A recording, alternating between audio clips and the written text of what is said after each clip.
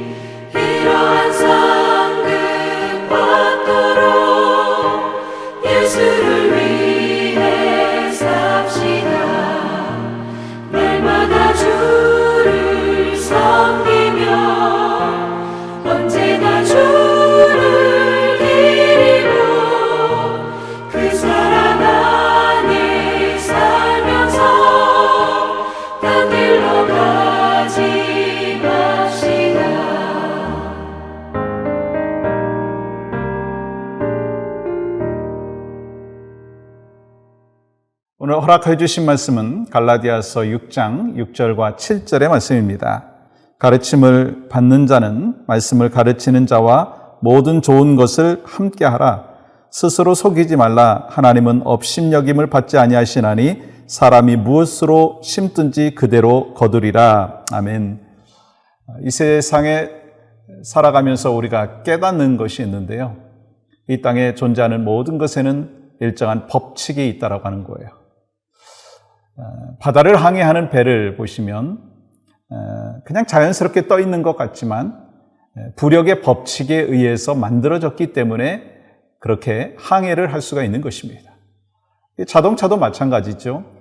일정한 법칙대로 만들어져서 그 법칙에 의해서 또한 우리가 편안하게 자동차를 이용할 수가 있다는 것입니다. 이렇게 자연 만물이든지 또 하나님께서 우리에게 편리를 위해서 허락해 주신 도구이든지 일정한 법칙이 있는데요. 영적인 세계에도 마찬가지입니다.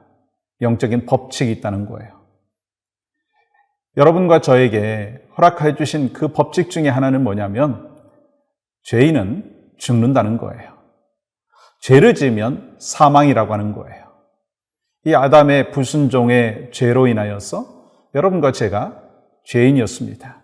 그런데 하나님께서 우리를 사랑하여 주셔서 긍휼히 여겨주셔서 독생자 예수 그리스도를 이 땅에 보내주시고 또 예수 그리스도께서 십자가에 못 박혀 돌아가시고 이를 통해서 여러분과 저에게 구원의 길을 허락하여 주셨고 우리는 예수 그리스도를 나의 구주로 영접함으로 인하여서 죄의 형벌이 아니라 하나님의 자녀의 신분으로 바꿔주셨어요.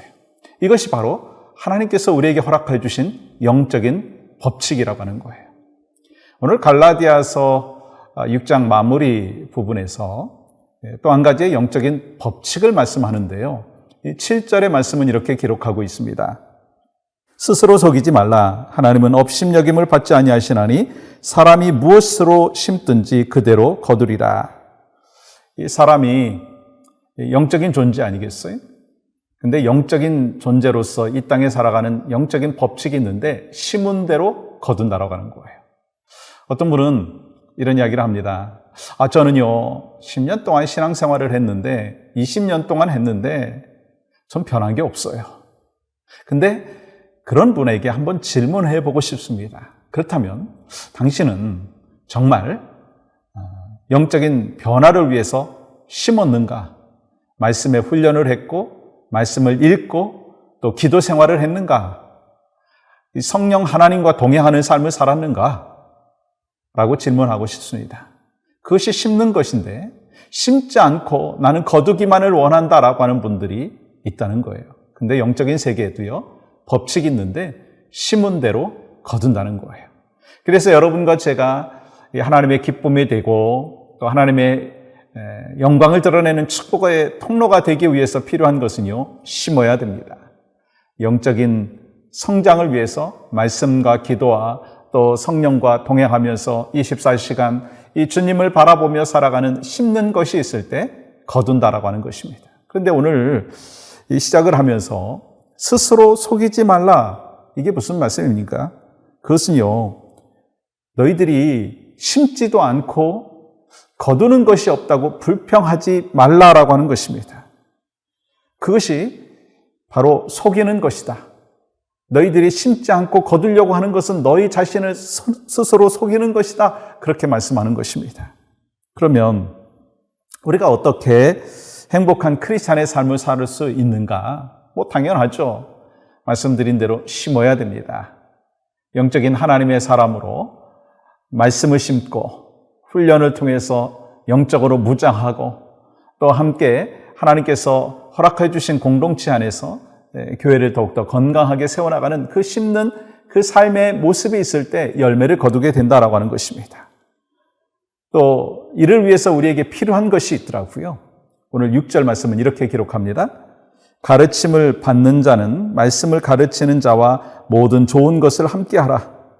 심을 때 거둔다고 하는 그 심음의 법칙이 있는데요. 이를 위해서 우리에게 필요한 것이 있다면 무엇인가? 바로 성경은 성도들에게 지도자와 관계를 아름답게 유지하라라고 말씀하고 있습니다. 그 이유가 이 목사나 말씀을 가르치는 인도자가 성도보다 신분적으로 더 높기 때문이 아니라는 거예요. 아시는 대로 이 구약시대 때는 이 제사장이 이 하나님과 우리 인간 사이에 중간자 역할을 함으로 인하여 신분이 높다라고 그렇게 생각을 했죠. 근데 이 신약시대에 와서는요, 만인 제사장의 역할을 우리 모두가 감당하고 있잖아요. 그래서 목회자와 성도들이 신분이 다른 게 아니고요, 지위가 다른 게 아니고요, 하나님께서 맡겨주신 그 사역의 역할이 다르다라고 하는 것입니다. 그런데 정말 우리 목회자들을 존경하고 또한 말씀을 인도하시는 분들에 대하여 언어해야 되는 그 이유가 있다는 거예요. 그것은요, 말씀을 전하는 목회자가 말씀을 인도하는 사람들이 높기 때문이 아니라 말씀의 권위 때문이다라고 하는 것입니다. 그래서 이 말씀의 권위를 갖고 열심히 목회할 수 있도록 말씀을 가르치고 섬길 수 있도록 여러분들이 하셔야 될 일이 있어요. 그게 뭐예요? 기도로 서포트해주고 말씀을 잘 전할 수 있도록 뒤에서 격려하고 세워주는 것이 바로 여러분과 저에게 맡겨주신 귀한 사명이라고 하는 것입니다. 그렇게 했을 때 이 목회자는 목회자의 역할을 더 잘 감당할 수 있고 또 말씀의 인도자들은 말씀의 인도를 더욱더 잘 할 수 있다는 거예요.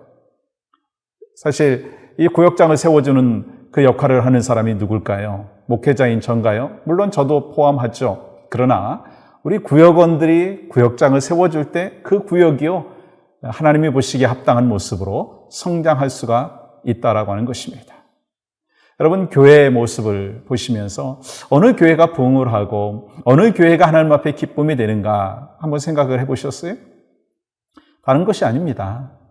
이 말씀에 권위가 있어서 이 말씀을 온전히 목회자가 선포하고 말씀 안에서 훈련받은 이 정의의 하나님의 백성들이 이곳저곳에서 일어나서 또 함께 교회를 건강하게 세워나갈 때 영적인 부흥이 있는 것이고 또 그 교회를 통해서 하나님께서는 영광을 받아 주신다라고 하는 것입니다. 그래서 여러분과 저에게 반드시 필요한 것이 있습니다.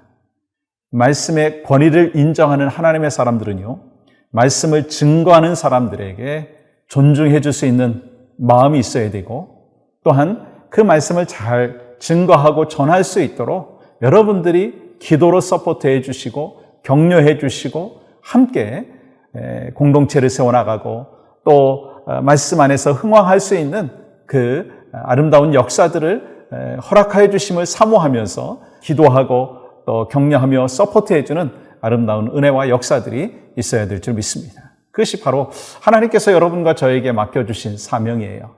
그렇게 열심히 심으면 하나님이 거두게 하십니다. 그래서 여러분과 저 오늘 하루 지내시면서 하나님, 제가 오늘 하나님 안에서 말씀을 심습니다. 기도를 심습니다. 성령 충만을 심습니다. 주여 나에게 심은 대로 거두는 은혜를 허락하여 주시옵소서. 그리하면서 정말 하나님이 허락하여 주신 풍성한 은혜가 넘치시는 복된 하루가 되기를 주님의 이름으로 간절히 축복합니다.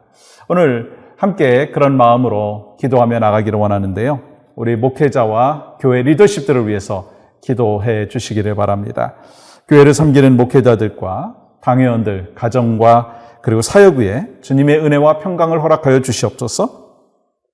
어려운 시기에 지혜와 분별력을 더하여 주셔서 우리 교회를 하나님이 기뻐하시는 뜻대로 잘 이끌어가고 섬길 수 있도록 인도하여 주시옵소서. 우리 목회자와 교회 리더십을 위해서 오늘 하루 또 기도하시고 중보기도자의 사명을 또 감당하시는 모두가 되기를 간절히 소망합니다. 함께 기도하겠습니다.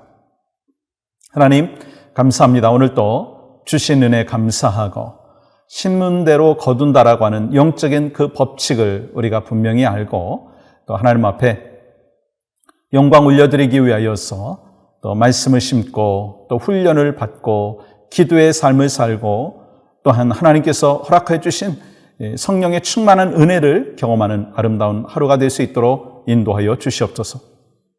예수님의 이름으로 기도하옵나이다. 아멘.